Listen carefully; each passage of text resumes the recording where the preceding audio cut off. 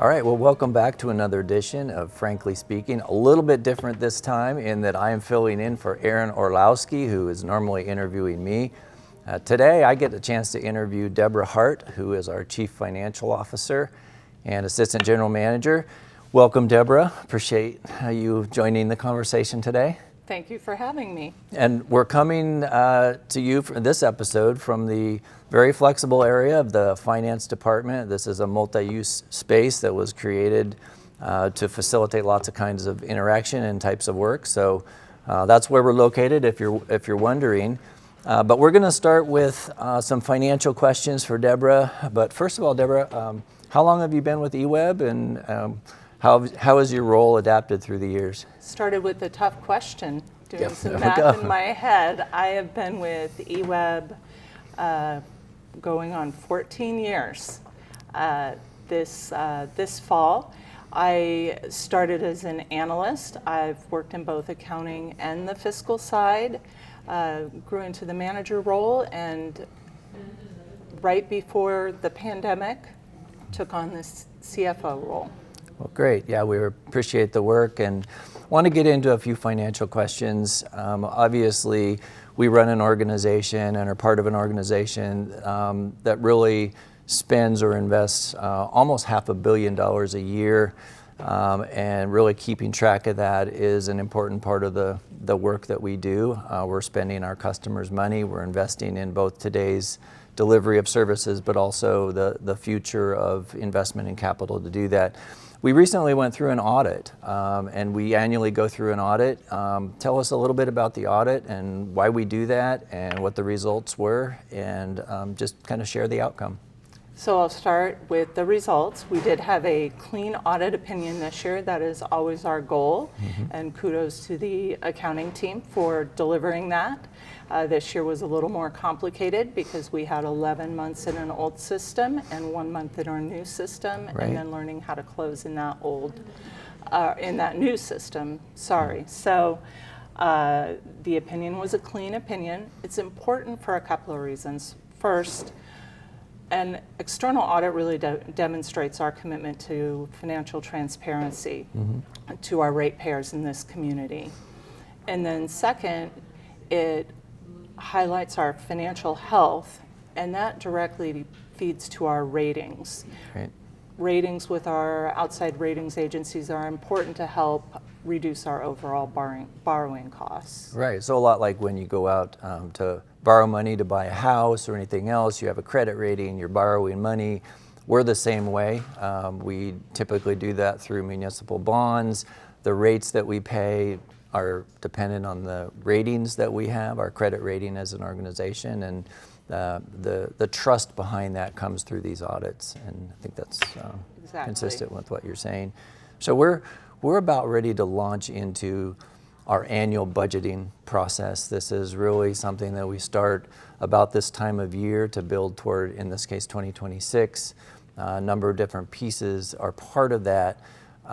Talk a little bit about how we approach capital planning and why that's important and why we have to look at this really from a long-term perspective. So our capital costs, behind, of course, purchase power, are our largest costs here at the utility. Our capital investments are needed to provide safe, reliable power and water to this community. They're also expensive. And we do have options as to how we can pay for those through either rates, pay as we go, or bond funding where we borrow over a period of time and spread out those costs. The planning is really important because we need to continually be looking out to the future to determine our borrowing needs, make sure that we're not borrowing too much or too little now, and continue to maintain that capacity to finance our capital investments. Yeah, so as we recently just went through an initial presentation with the board around some of the assumptions we're making and some of the capital work that we have coming up. In the present plan, what are some of the significant drivers that we're, as an organization, investing in on the capital side? We'll start with the capital. So on the electric utility, substation and transmission and distribution upgrades, as well as Carmen relicensing, and then the decommissioning of Leberg. Those are some big costs out there. For the water utility, transmission upgrades, storage upgrades like College Hill, and then of course Second Source. Yeah. And then both utilities are sharing the cost of IT infrastructure upgrades. Right, right. As well as fleet, facilities, those kinds of things are divided between water and electric. When we do capital planning and we look at the rates, how far out do we typically kind of take a look and see what the impact is and why? What's a long-term financial plan do for us and mean to you? And why do we do that? Why don't we just worry about the year at hand, and why do we look out so far? So we look out 10 years, and then also keeping in mind if there are any cliffs out there that we know of, a major project that we'll have to do just outside of that window. But basically over 10 years, we plan out our O&M and our capital expenditures and review a rate trajectory that could support either pay-as-you-go on the capital side or the borrowing costs. Yeah, and what kind of things would drive and impact our customers' rates going forward? What kind of metrics and what kinds of things do you look at as a chief financial officer and say, you know, these are the policies and these are the ratios and the metrics that we have to maintain? Because it's not just about what you spend. You're not just paying for what you spend. There's also certain cash flows we have to maintain and other things. But what are some of the things you look at there? We do look at a variety of metrics. One is our cash balances. The board has established for us targets for all of those accounts, and that helps to ensure financial health, that we maintain our cash balances. Debt service coverage is another that will impact rates. We need to have sufficient rate revenue to pay debt on our bond funding. Yeah, so it's kind of like your income versus your mortgage payment. You have to be able to maintain a certain ratio there. And how are the financial conditions, the water and the electric, kind of what areas do they kind of struggle or have to wrestle with the same issues? And then where do the utilities differ a little bit in how we manage the financial sides of those parts of our business? That's evolving.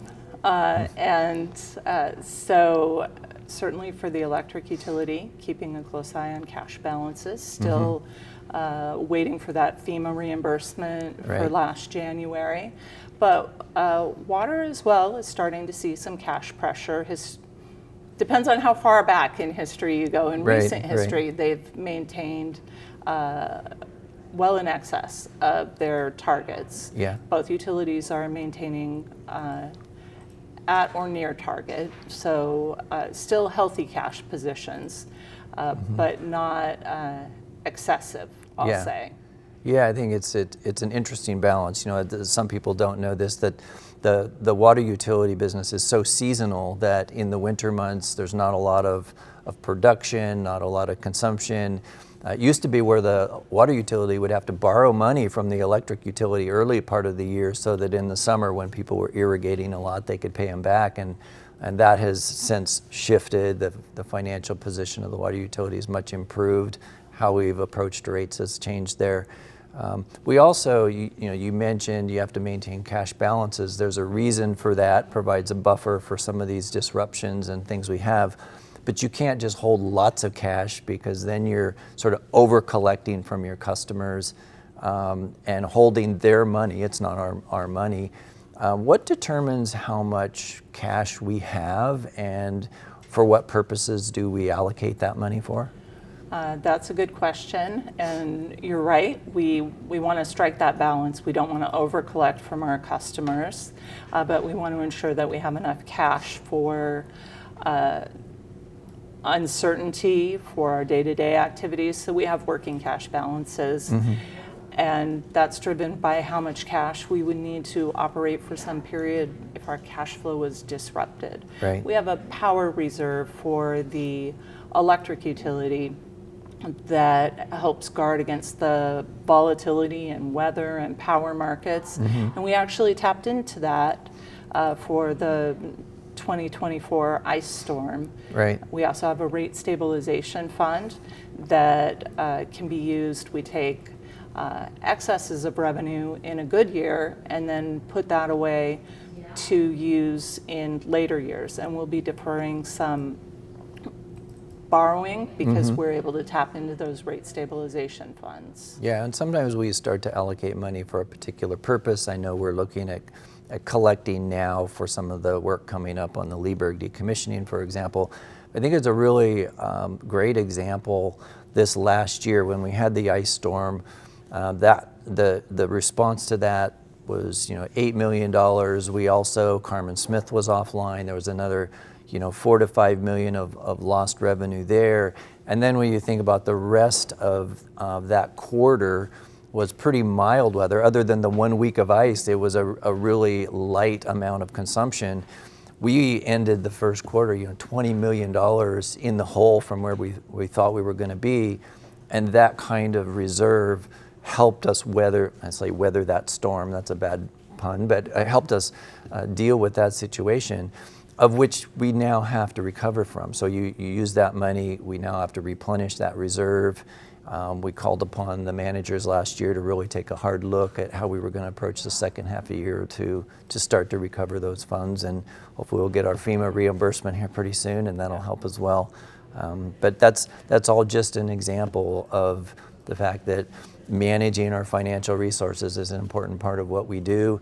How many assets do we have roughly? We're between the two utilities. More than $1 billion. More than $1 billion. It takes $1 billion worth of assets to be able to deliver water and electricity to a community, and I think managing that money and that process is incredibly important. So what's next from a budgeting perspective, from a board perspective? What are the next things that people should be looking for at maybe the July meeting, and then what happens in the fall to kind of close out that process?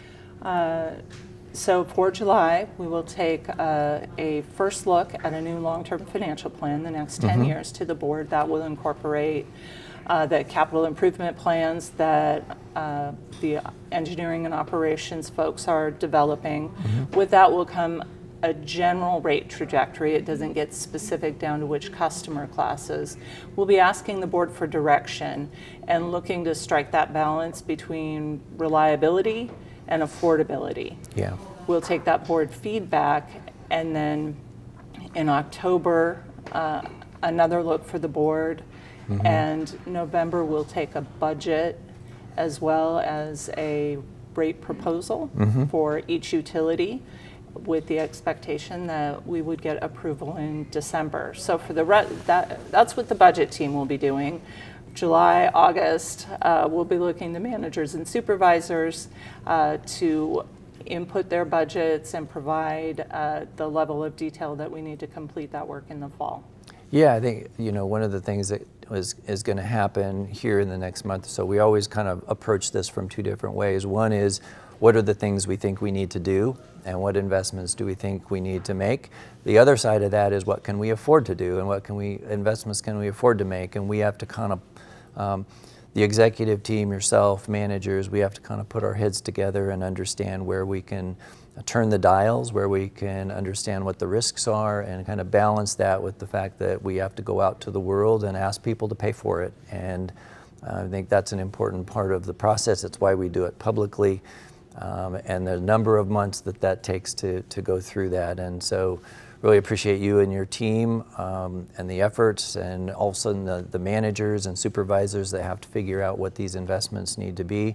Really appreciate those, and appreciate your insights today. I'll end with the question that Aaron always asks me, so I'll put you on the spot, is there a particular group that you would like to acknowledge or recognize in today's discussion? Just thank them for what they do. Any particular group come to mind? I know that I struggle with it because there's so many, but what comes to mind for you? There are so many, but this is June, and this is the month that the general accounting team delivered a clean audit to our board, and so I really want to acknowledge their hard work and thank them. Well, I would like to thank them too. It's a little bit different coming from the CFO, thanking the finance team. It's maybe a little bit of bias in there, but naturally and much appreciated by the rest of the organization as well. It's not just you. So thank them for sure. And other than that, really appreciate people tuning in again. I'm not used to being in this role, and next month I'll be back on the hot seat and answering questions from Aaron. But really appreciate your time today, and thanks everybody for tuning in. We'll see you again. Thank you.